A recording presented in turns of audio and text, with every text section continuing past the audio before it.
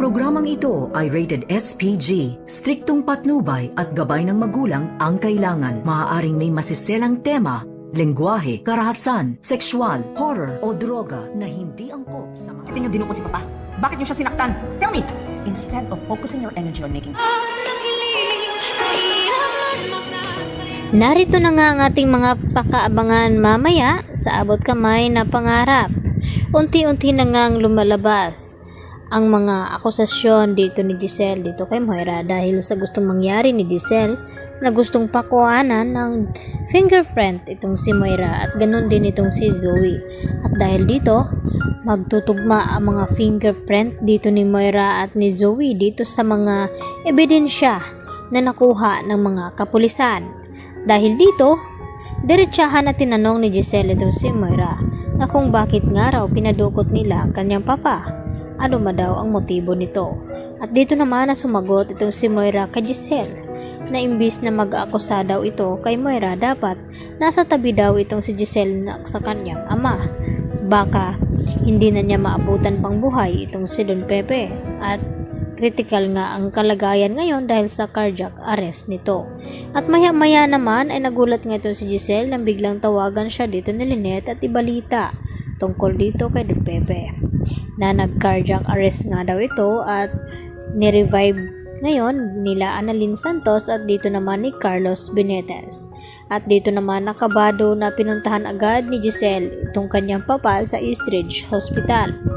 Dahil narito nga itong si Giselle sa Apex habang kinukuhanan ng fingerprint itong si Moira at ganoon din itong si Zoe. Samantala, tudo naman ang mga panalangin dito ni Zoe na sana raw ay wag nang mabuhay pa itong si Don Pepe dahil kapag mabuhay daw ito, tiyak na makapagsalita nga raw ito kung sino ang tumulak sa kanya at kung sino ang nagpakidnap sa kanya.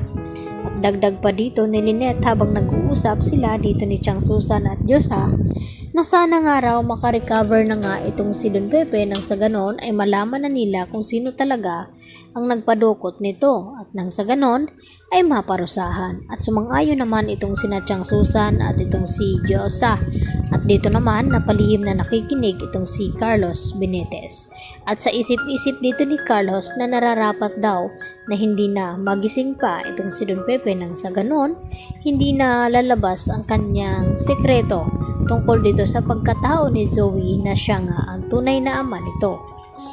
At hindi naman mapakali itong si Carlos kaya agad na tinanong ni Lynette kung ano daw ang problema at dito na raw nakapag-usap itong si Lynette at itong si Zoe. At okay lang daw kay Lynette na hingya ng mapagsabihan ni Zoe ng problema itong si Carlos at ito ring na anak niya ito. At wala ngang kaalam-alam itong si Lynette dahil yun talaga ang totoo na anak nga ni Carlos itong si Zoe. At hindi naman mapalagay itong si Lynette dahil iba daw ang kanyang sinasabi kaysa kanyang naramdaman.